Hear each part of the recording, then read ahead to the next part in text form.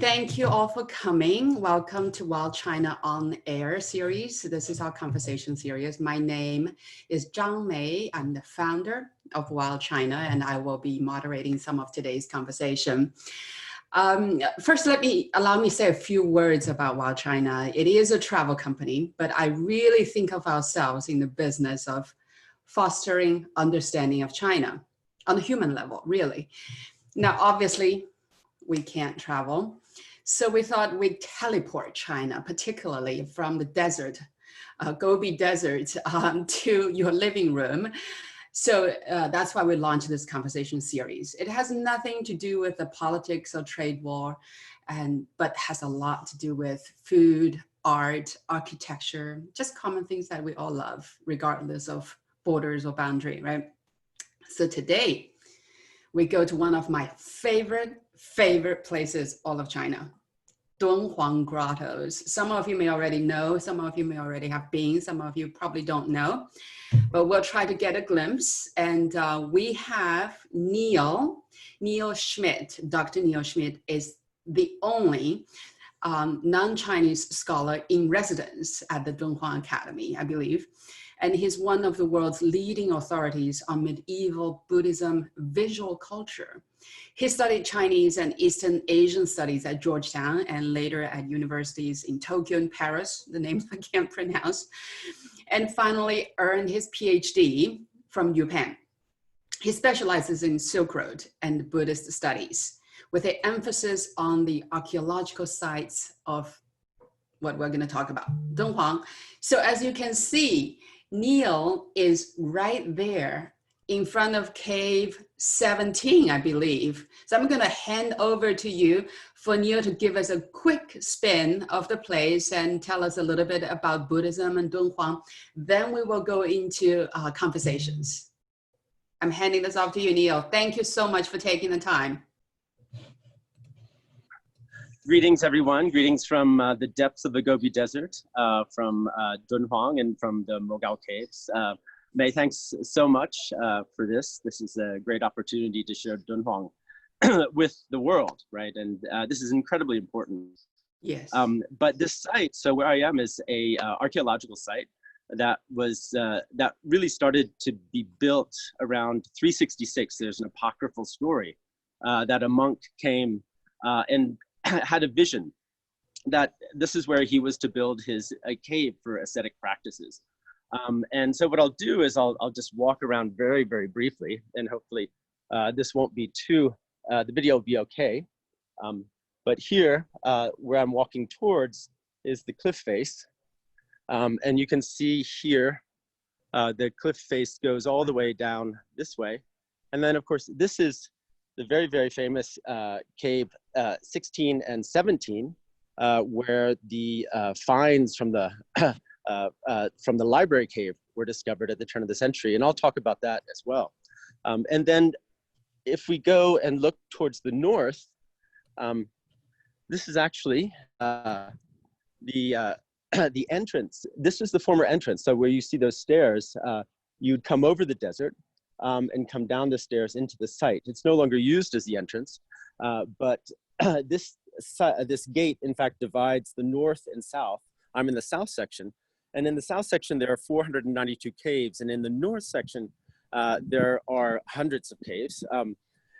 And these caves were used for ascetic practices and for monks, where monks and nuns lived.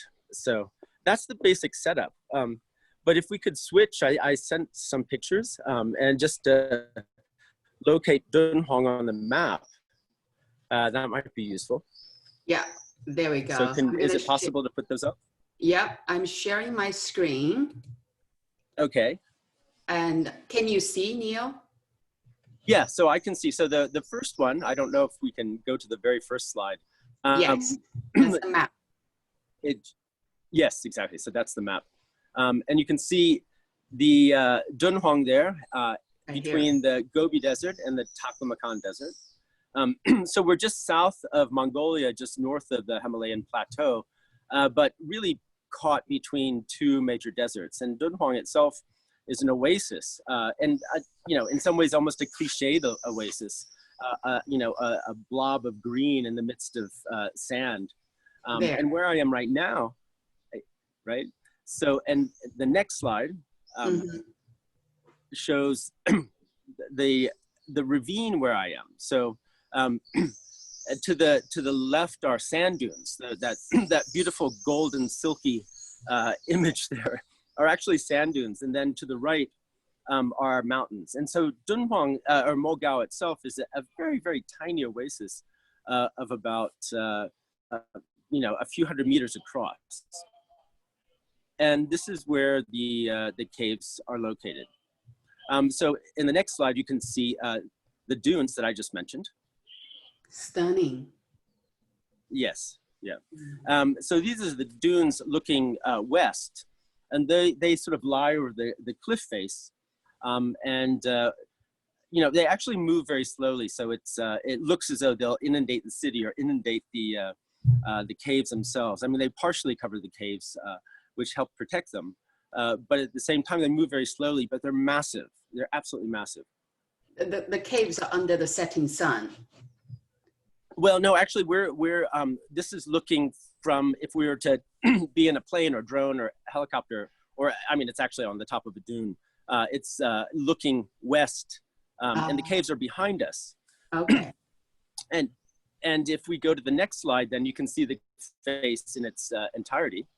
Mm-hmm. So are you in front of this very tall pagoda thing? No, I'm all the way at the far right. So on the far right of it. Oh, okay. Yeah, but the tall pagoda, the 9-story pagoda, is the sort of the central marker, if you will. And there's now the second largest Buddha in the world is in that location. It's a image of or a statue of Maitreya, the Buddha of the future, but it's also a statue of the woman who had it built, which is Wu Zetian, the only empress of China, right? So in the 7th, 8th century.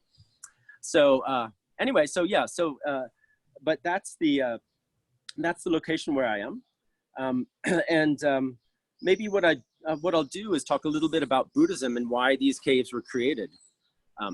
So you know, the question is, why were hundreds of caves carved into this cliff face over a period of 1,000 years? And so what I'll do is I'll talk a little bit about basic Buddhism, if I could, and some of the dynamics that inspired people to create these caves. And so what, and feel free if you want any clarifications or if you have questions. I have a ton of questions, but let's hear what you have to say first. Okay. Well, so let's, some basic Buddhism. So, you know, so Shakyamuni, a Buddha who lived in the 5th century BCE in India, was, you know, the story goes that he was a dissatisfied prince, dissatisfied because he felt like he wasn't getting answers to the questions that he had, which were about human life and human suffering.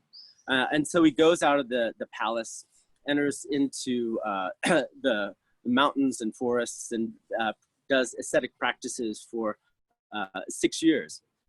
And he tries this and he tries that. And finally, he sits down under a peepal tree and says, look, I'm not going to get up, you know, until I get the answer. And so he meditates and meditates. And what the answer to everything is change. So what Buddha, because he becomes enlightened on this understanding, discovers is that everything is in a process of change. And this may seem sort of simple, but it's profound in its entailments. But it also is very, very sort of antithetical to Abrahamic traditions, which the reality is absolute. The reality is unchanging, right? If God changed, he wouldn't be God, right?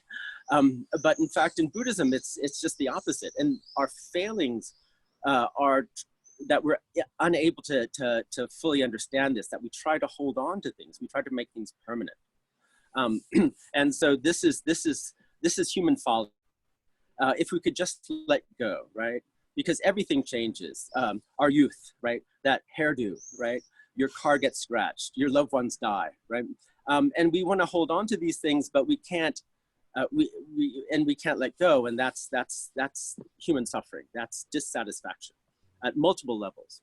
And so it's interesting because there are entailments to this. And one entailment is that there's no single path, right? If everything's always changing, there's no single path for a Buddhist to follow. There are multiple paths because we all have our individual trajectories, right?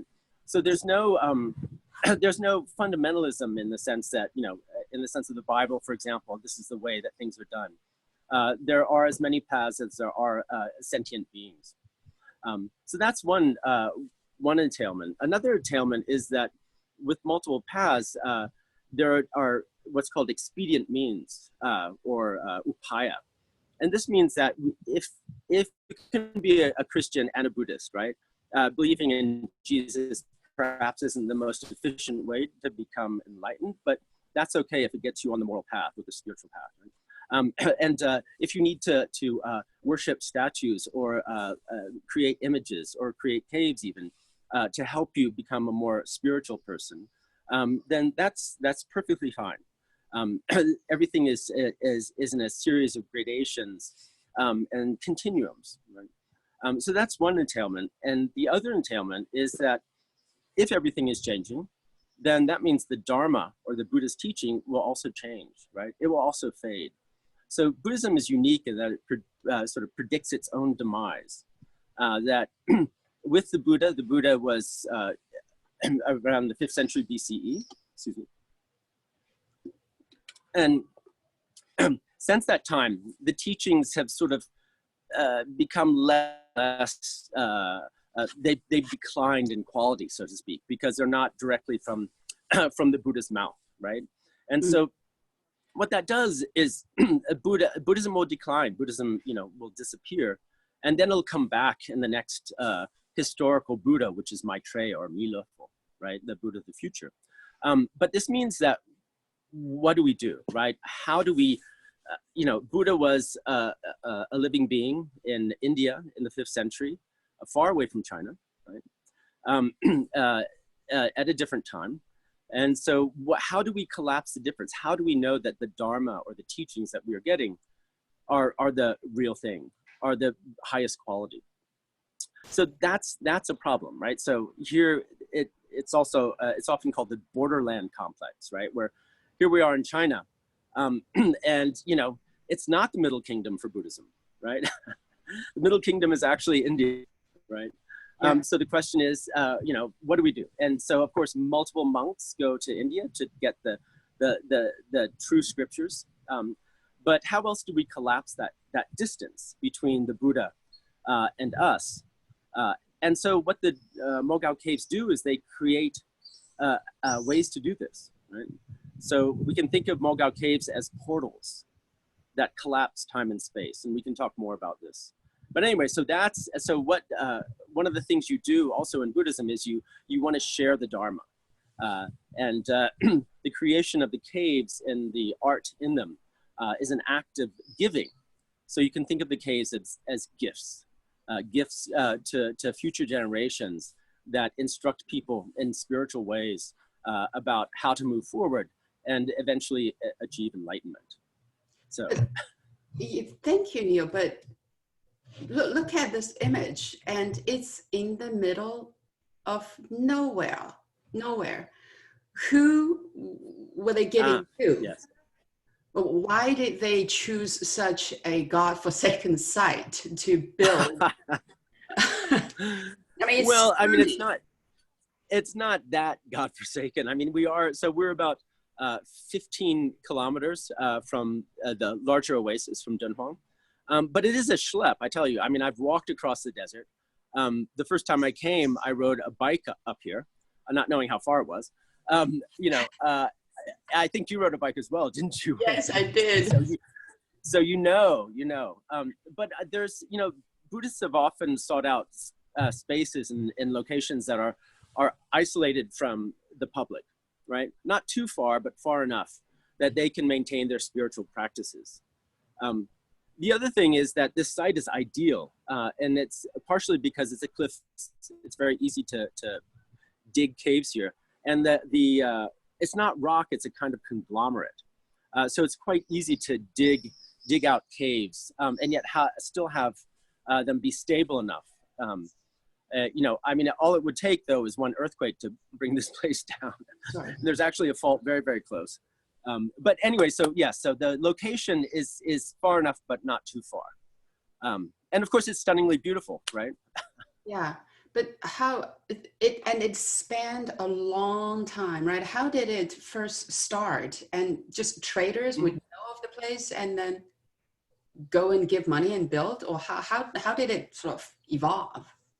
Well, so again, there's this apocryphal story of Lezun, this monk, or Yedzun is another way to pronounce his name, who came and had a vision, and he dug a cave in the cliff face. We don't have that cave anymore, and the year was roughly 366. And then other monks followed. And then it became a site of spirituality and pilgrimage. And the location of Dunhuang on the Silk Road allows, you know, it made it a relatively wealthy location. And so for the elites and also common people, they could create associations, or families would put together money and have caves built for the propagation of the Dharma, for the propagation of spirituality. Yeah, wow. Now can I show the inside of the cave? Yeah, of course. I find this slide from Neil the most stunning. This is your picture number 5, Mogao Caves 61. Right. Yes. Tell us, I don't know if this is the right image, but I would love to hear, like, when it was first discovered or rediscovered. Tell us that story of the turn of last century. It reads like a spy story. Yeah. Well, there it is, because of the so-called Great Game. But actually, the first people to come here, the first Europeans in the 19th century, were actually Hungarian, Széchenyi and the Széchenyi expedition, and they were in search of their Hunnish origins. But they came in 1887 and began to put Dunhuang and Mogao on the map. And so what happened was that Aurel Stein, a very famous scholar explorer, is Hungarian in origin. And so he met his fellow Hungarians, and they said, oh, look, there's this amazing place, you know, filled with sculpture, filled with art. And he led a number of expeditions into Central Asia, into what's now Xinjiang, coming here eventually in 1907. But the site was, you know, we're a good distance away from Beijing, from the centers of power. And in the 19th century, this wasn't a very active place in a number of ways. And of course, the Great Game, right? This, this vying for sort of control or understanding of Central Asia went on mostly between Russia and the UK. And that's because at the beginning of the 19th century, there were 2,000 miles separating Russia and the Raj, British India. But by the end of the 19th century, there was just 20, right? This little sliver, if you think of a map of Afghanistan, this little sliver, which you can see on the image there by the T, if you go west from the T, that was all that separated the two empires. And so the UK was very afraid that, you know, Russia would extend its influence into British India. And so there was all this vying for understanding and eventually control of Central Asia. And so these scholar explorers, they were surveyors and in some ways spies, for sure. So you were talking about the T as in Taklamakan Desert, the very west. Yeah. And yes. So if you, right. Yeah. So that's, I need my glasses here. Right. So, yes, exactly. Right. So it's, yeah, exactly. So that the, that part of Afghanistan was, it sort of, you know, shows you the distance, which was minimal at that point, that separated the Russian Empire and the British Empire. Okay, and then how eventually was Dunhuang sort of, how did it enter the international awareness? Individuals brought it, right? Yeah, so it was the first European to come and do major work on the site was Aurel Stein. And he packed up thousands of manuscripts and paintings after having so-called purchased them from the monk, the abbot, the Taoist abbot who was here as the caretaker, Wang Yuanlu. And of course, this was a huge sensation, right? We have wonderful pictures of camels loaded with, you know, hundreds of boxes filled with these treasures. And he was so excited to get there before the French, right? And so the French were the next to come, Paul Pelliot, and the following year, who also carted away thousands and thousands of manuscripts and paintings, among other things. And so these, of course, then there were archaeological reports. There was an exhibition. I mean, Paul Pelliot was quite interesting because he went to Beijing instead of going south to India. And he shared his findings with Chinese scholars. So he's not quite as reviled as Harlestein. When was this? Before World War II, right? Like in the 1930s? Oh, yeah, sorry. This is, 1908, 1909, 1910. And so there was a succession of visitors, who came and, took away materials. I think probably the most reviled of all is Langdon Warner, who was a professor at Harvard, who actually pulled images off the wall. Stein didn't do this, Pelliot didn't do this, Japanese explorer by the name of Otani didn't do this, but Langdon Warner had a technique essentially using glue to rip these paintings off, not completely successful, but then he was hated by the locals, not for destroying an archaeological site, but for destroying holy images. So he tried to come back, but was nearly killed in the process, and not let back into Tunhuang.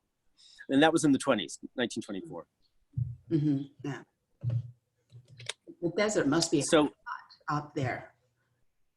Well, it's quite cool now. I mean, this is the beautiful thing about the desert, is that the temperatures at nighttime get quite low, even if it gets warm. And of course, it's dry heat, which is nice. So you can think of it as Palm Springs without the pools and modernist architecture. Yeah, that's wishful thinking. But anyway. Okay, now I can't help. There are these images of Mogao Cave 61. Are these your favorite? Tell us. Well, I have multiple favorites. It's hard to just one cave. You know, and if you think of this, I mean, it's like having hundreds of Sistine chapels, right? Or hundreds of Saint-Denis, you know, the church in Paris. They're gems, they're jewels, they're like jewel boxes. And, you know, I feel so honored to be able to work here and enjoy this, you know, on a daily basis. But what we're looking at here with Cave 61 is a central platform. And this is, Five Dynasty Song period. So in the 10th century, 11th century. The central platform would have had statue on it. Various statues on. Those are gone. But on the walls, we have large tableaux. And then below those are the donors. So on the left and right, you can see donor figures in processions. And we actually know who those people were, right? They have cartouches with their names. Mixing living and dead, right? The deceased so-and-so. You know, women on one side, men on the other. And it's as if they're in attendance to the Buddha preaching. In this case, it would have been Manjushri, which is a little unusual, but this cave was dedicated to Manjushri, the Bodhisattva of wisdom. But above, if we can go to the next slide. Yep. Yeah, we have these large tableaux.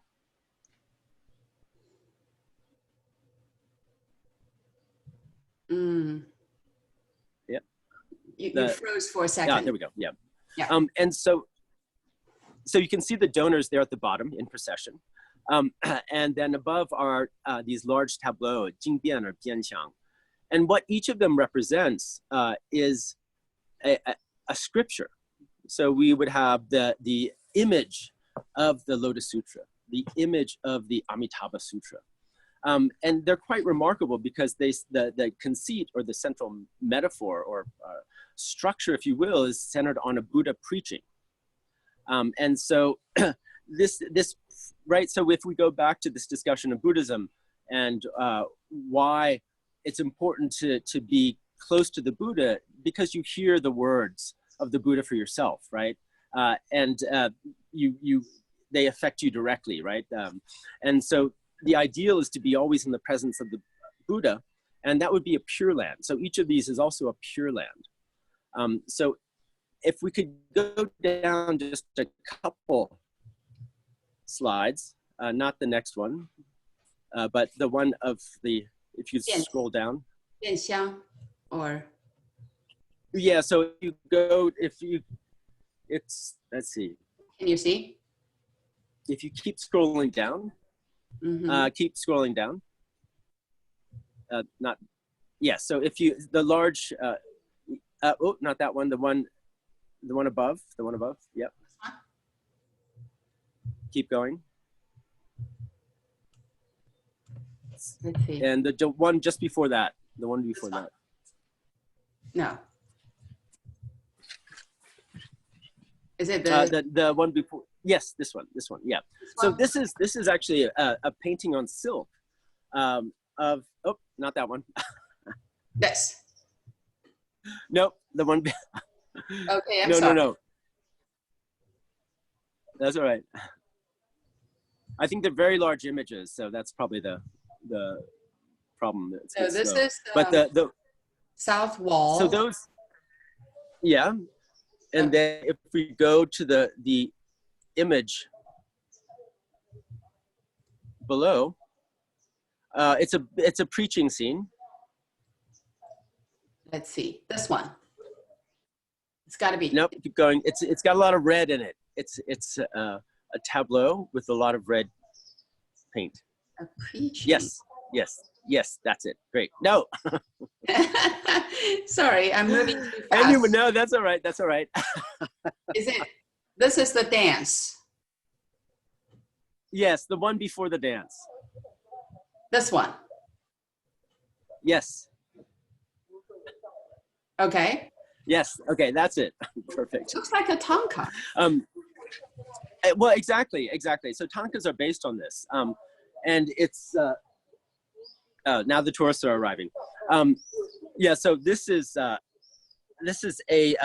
depiction of a Buddha preaching in Pure Land, and so what these images are, it's both icon. It's an icon. It's something that could be worshipped, but it's also a depiction of a text. At the same time, it's also collapsing the destination with the ritual, right? So you make offerings. Hold on, I'm gonna walk down here. So you make offerings of these images, right, as gifts of the Dharma. And what this does is every act of generosity moves you closer and closer to the desired goal.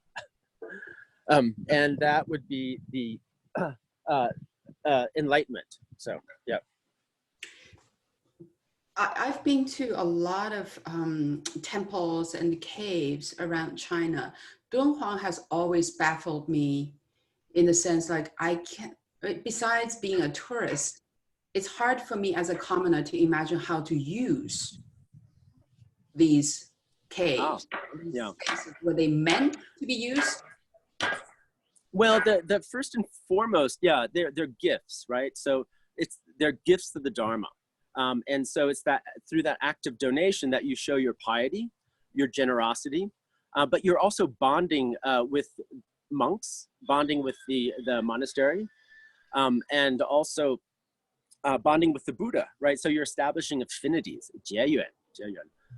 And so that's first and foremost as gifts, but they also represent spaces that were used for ritual acts. This changes over time. The use of the caves changes over time. But, you know, they're in pristine condition, so it shows you clearly that they weren't used on a daily basis.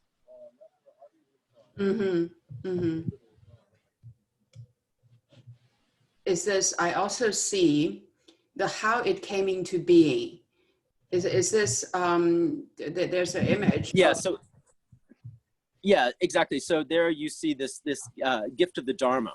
And what donors and families do is they give these material gifts, and these can be texts, right? These can be scriptures, but they can also be paintings, or they can be entire caves in this case, to the monk, to the Buddha, who in turn give you the law, the teachings of the Buddha, and that improves your life, you know. And then you can give even more to the sangha, to the monastic community. But you know, the idea and what these caves do is they establish spaces where the donors are forever in the presence of the Buddha preaching. Right? This is the ideal. And it may sound a bit dull to our ears, to Westerners' ears, or people who are brought up in the Abrahamic traditions. But if you go to the slide before of the dancing, yep, yeah, it's just one big party, right? You're not just sitting in a pew for eternity. You know, you have music, you have dancers, and this sort of celebratory party scene is typically featured at the bottom of these large tableaux. So it's you know, it's a big party for eternity. So who are these donors? With Are the Buddha. they the caravan owners, or are they high officials from Xi'an? No. They would have been locals. So local elites, so local families, the elites wealthy enough to build caves, but there are also small caves that were built by associations, and you know, associations of people who gathered together and pooled their money. But these caves are established by locals. Also, you know, we have various ruling elites from other nearby kingdoms. For example, the kingdom of Khotan. We see Uyghurs, Khotanese, there are Tibetans. So there's a lot of alliances being established in these caves, which aren't simply religious, but also political spaces. That's very interesting. Now, I know on your resume, you're an archaeologist as well. In conservation of these caves, do we have all of them exposed already, or are we still looking for more? And tell us a little bit about like how conservation work is done to the wall paintings. Yeah, so I mean, Zhenhuang and Mogao, the academy, the Zhenhuang Yanjiuyuan, the Zhenhuang Research Academy, has established this really unique relationship with the Getty Conservation Institute. And this goes back to 1987. And what it's meant is that they've been working with the sort of latest techniques and also, you know, high standards. And it's meant that now the Academy has become a leader in conservation work, right? So we wouldn't say restoration, we'd say conservation, because what we want to do is we want to keep the caves stable in terms of their appearance and in terms of the paint, for example, or the stability of the structures. So do you touch up? Do you touch up? No. Well, what they'll do is they will, for example, if pieces of paint are falling off, you know, they'll try to stabilize the deterioration, or if there can be bacteria, for example, that affects the paint. I mean, the fact that these caves were preserved for so long has a lot to do with the location in the desert. Now, the issue is that we have tourists coming in, visitors coming in, and all that humidity from their breath is beginning to affect the paintings. So there are a lot of conservation efforts in that area to make sure that the caves are well aerated, that there's you know, the appropriate technology to monitor them. Is that why some caves are restricted? Like there are some caves Yes. that... Yeah, no, exactly. And so there are a set number of caves, about 30 to 40 caves that are used on a regular basis for tourists, and they're chosen, you know, both for their aesthetics, but also for their ability to accept certain numbers of tourists over a period of time. And then caves among those are rotated to make sure that they're they're given a breather. On average, each day, how many caves can one see? Yeah, so it varies, but maybe, I mean, tourists would see maybe 8 caves average. That can vary a little bit, but yeah, so it'd be maybe 20 maximum. Yep. But of course, there are special caves too. Are they worthwhile? No, it's among us. Yes, of course, they're worthwhile. Yes, no, I mean, they're so if I think I sent you the image of 285, which is probably towards the end of the list there. Yes. Yeah, exactly. Yeah. So that's a special cave, and it's not typically open. Sometimes these special caves are closed for digitization or conservation work, but this is an amazing cave. I mean, it's stunning. It's called meditation cave. It was, we know it was dedicated in 538 because there's inscription. So 538, I mean, you know, think of what was going on in Europe at the time. And we have this, and this is incredibly well preserved. The colors, it's not touched up in any way. And one of the fascinating aspects is the multiculturalism that this cave represents. And so in the, that's Maitreya sitting there, the Buddha of the future.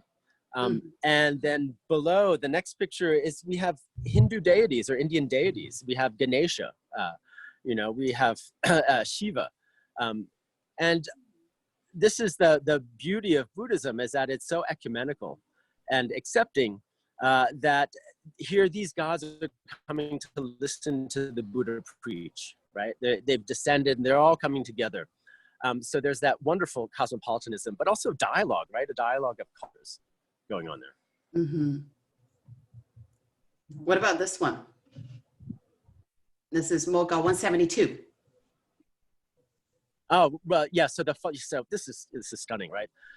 So what we find in Mogao are, you know, because we don't have much material from this time, you know, due to the vicissitudes of Chinese history, you know, but what we see is early landscape painting. Not only that, you know, this yensai, these color pigments. And when Chinese scholars and artists began to look into Mogao in the 20th century, they understood that there's this incredibly rich tradition of colored painting, right? Because what happens in the Song is that, you know, painting becomes the pursuit, true painting, right? Becomes the pursuit of literati, and becomes actually calligraphy based, right? Based on minimal colors, right? Colors were for the artisans, for the hoi polloi. But then we have these amazing extant paintings that show what a rich tradition there was in China of yensai, of colored pigments and landscape. And are they mostly mineral pigments or? Yes, yeah, exactly. There's no oil, so mineral, yeah. Yeah, amazing, stunningly restored. Now I'm going to switch. No, not restored. Yeah, but this not restored, not right? restored. I'm sorry. I apologize. No, it's fine. No. That yeah, I would want to think it's restored too, but it's original. That's the wonder of the site. Yeah, amazing. Okay, I'm going to switch the topic and talk a little bit about you. What a long road that took you to the desert. Tell us your path to Dunhuang. Well, I came here in 1987, right? Ages ago. For a second. Yeah. Go ahead.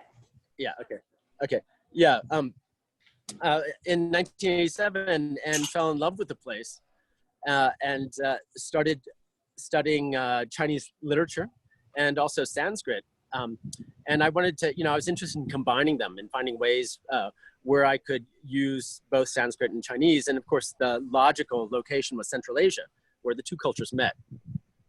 And so that was the pursuit. And I actually came to Dunhuang originally because I'd read a book on Dunhuang vernacular narratives by Professor Victor Mayer.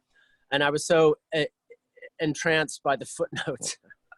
Being a geek, you know, and these narratives came from Mogao, from the library cave, And so it was that. And he ended up being my dissertation advisor at UPenn. So it was that motivation and way back in 1987 that started this. And I've been doing Dunhuang ever since. Wow. How long will you stay? Well, I'm quite happy here. So what is it? I mean, this is, you know.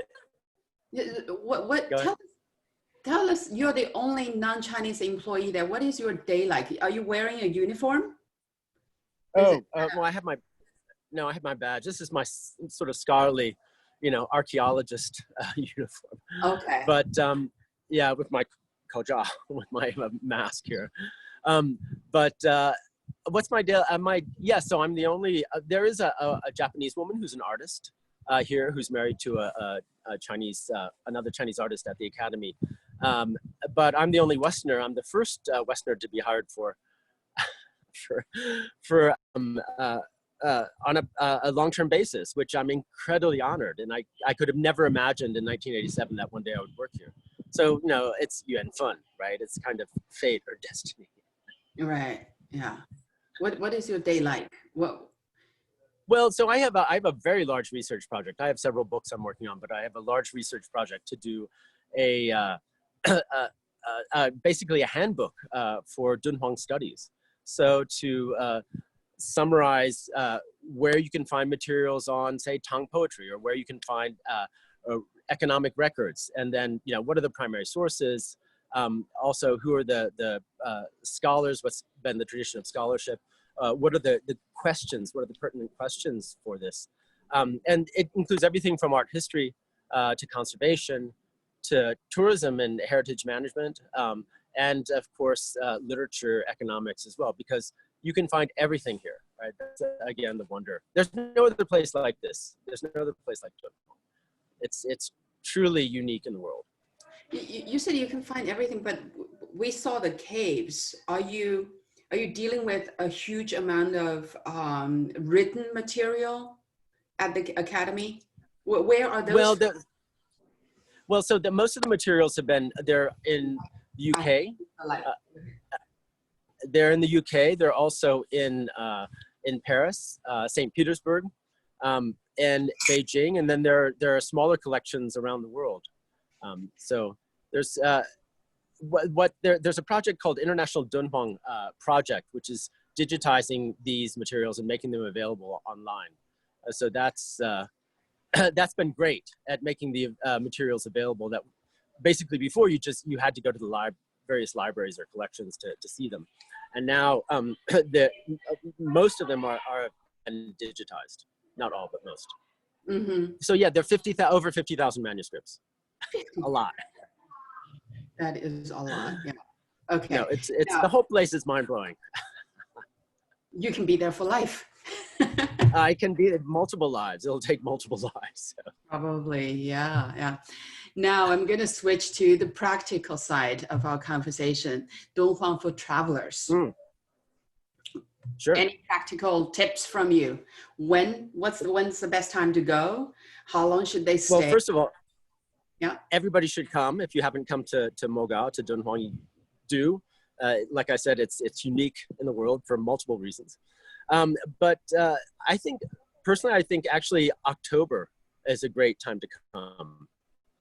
I mean, for all those expats and people in China, I would recommend coming this summer because the crowds are pretty minimal. So it's being able to go to Venice, right? You can come here, the minimal crowds, and if you're free to travel within China, by all means, come. But I would say in September, October, November, that's a good time. Mm-hmm. So. And how long is a reasonable time to experience? Well, so, there's quite a lot to do. I mean, not only Mogao, there are also a number of cave sites nearby. For example, the Yulin Caves, which are stunning, right? The location itself is stunning. It's it's a ravine that you come upon and then suddenly realize that below, as you descend, Shangri-La-esque, that there's this little tiny oasis, in the middle of the desert with dozens of caves that are similar to Mogao, I, but different. we just lost. Yep. Oh, it's my end. Okay, go ahead. Sorry, it's my end. Mm. So there's Yulin. Yep. So at Yulin, there's of course the dunes, which are stunning. If you want to go camel riding, I mean, I happen to love camels. So there are camel treks, which are brilliant. We did that fantastic dinner in the desert with when some of your colleagues came. Yes. And that was wonderful, right? Rode camels into the desert. I plan to create an Instagram account, and I'll put up pictures for listeners. But yeah, that was brilliant. We will definitely share your Instagram account with our audience for sure. Yeah. Yeah. It's in process, but I'll do it today or tomorrow. So put up lots of pictures. I mean, Dunhuang itself is a lovely city. There's the night market is fun. I have a few favorite bars and restaurants that I'll also put up information for. We need the list. Yes. Okay. No so problem. aside from Dunhuang, Mogao Caves, and the city of Dunhuang, the Mingsha Shan, the Singing Sand Dunes, right? And Yulin Shiku. Would you recommend go all the way to the Yumenguan? Yeah, it's okay. It depends on your schedule. If you have time, sure. I mean, traveling across the desert is interesting. But we also have a glacier, a couple hours away. Remember, we're on the edge of the Tibetan plateau. And so we have incredibly high mountains nearby, one of which has a glacier, which nobody visits. And the landscape as you go south into Qinghai, it's not even Qinghai, it's still Gansu, is stunningly beautiful. So.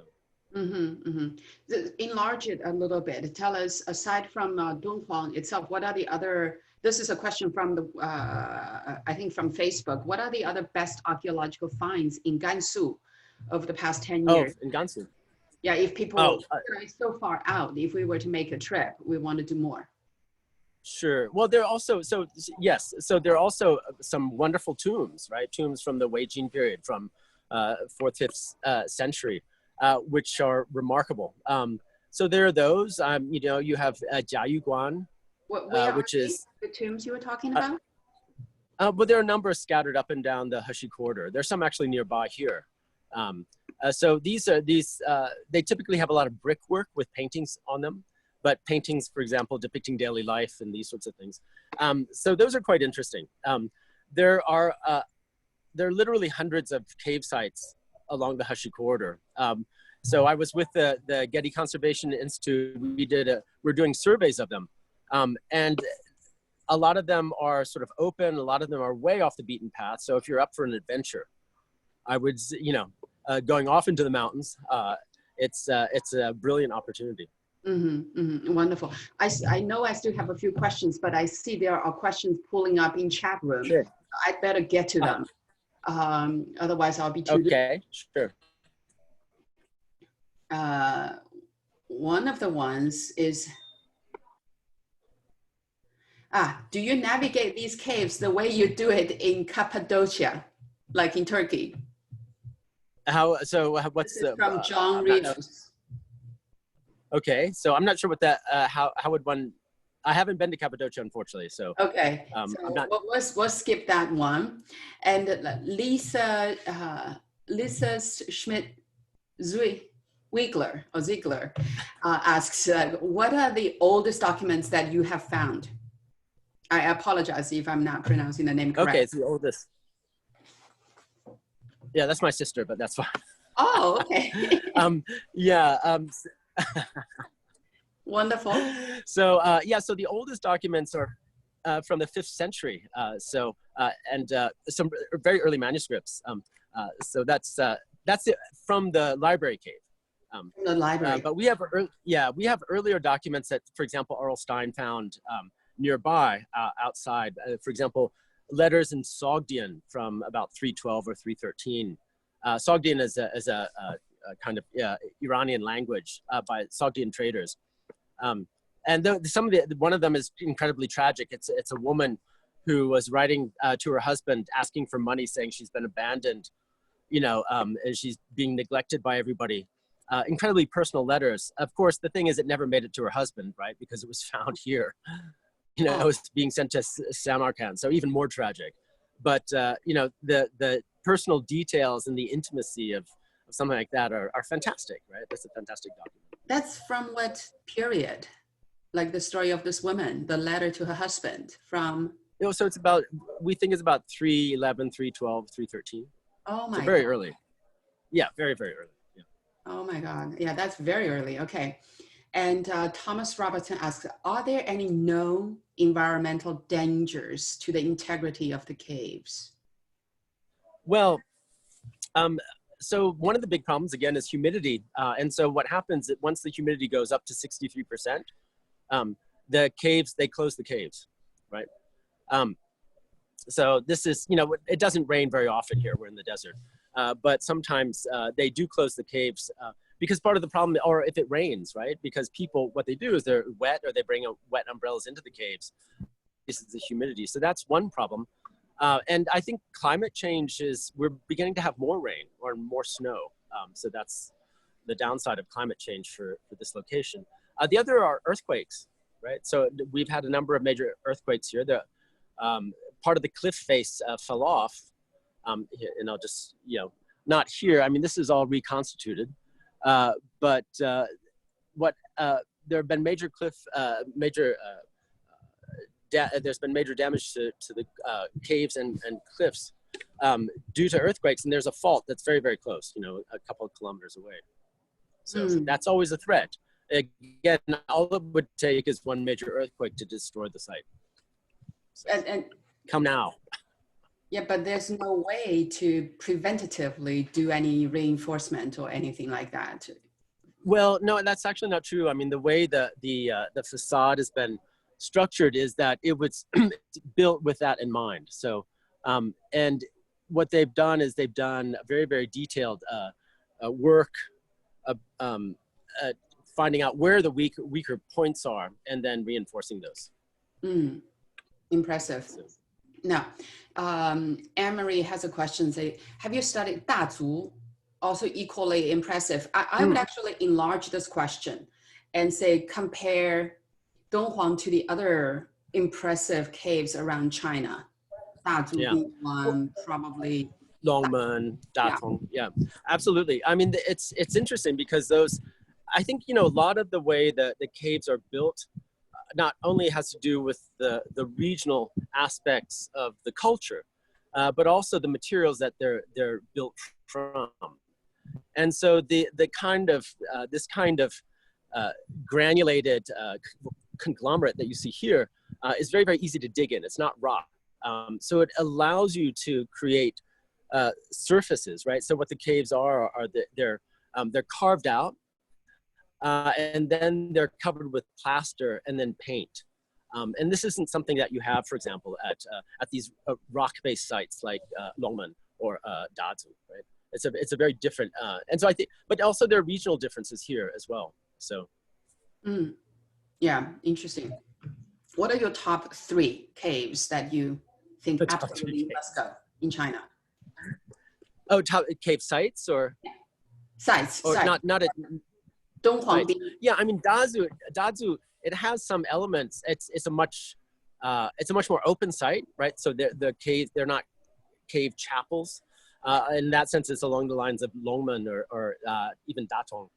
But I think all those sites, and Dazhu it's like Disneyland in some ways, right? You know, it's all these colorful vignettes and scenarios that you see, you know, hell scenes, and, you know, I mean, it's remarkable in its diversity.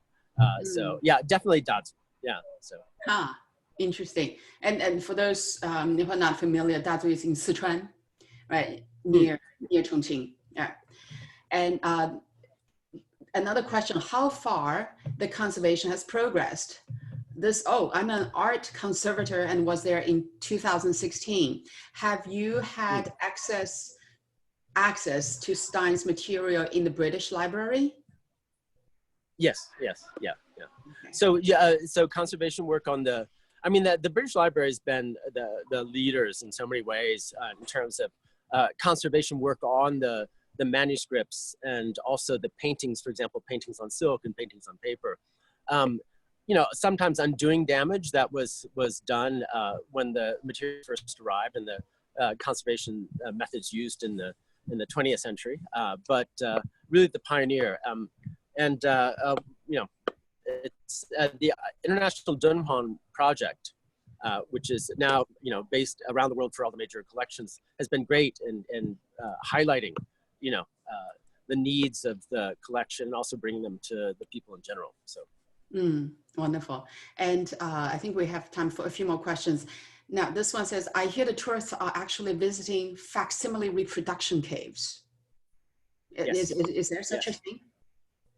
Absolutely, right? So this is the great thing. You know, one of the things that happened in the 40s is that the way that the caves were sort of understood was through the eye of artists, right? So we have people like Shang Shuhong and Zhang Daqian who came and did reproductions, right? And so, you know, in lieu of having the appropriate photographic equipment, you know, they would hand paint not only scenes, but also entire caves, right?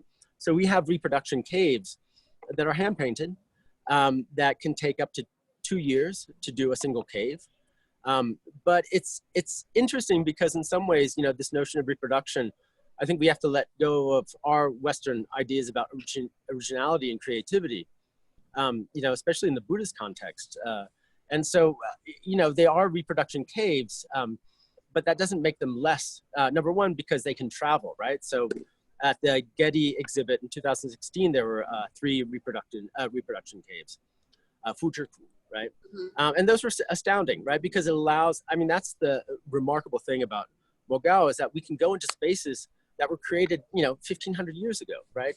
In the Tang Dynasty, we can experience that. You know, there's that experiential element. And those caves, those reproduction caves allow you to do that for people who can't come, you know. And the other thing I'd say about copying and reproduction is that we have to remember printing came out of Buddhism. You know, printing a block print, right? And so there's an image there of the Diamond Sutra, the earliest printed text that we have. I mean, printing happened earlier.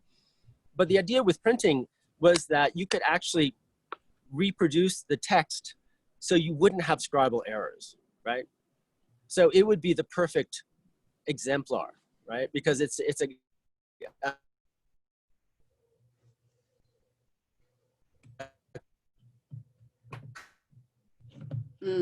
I think the signal's getting slightly choppy.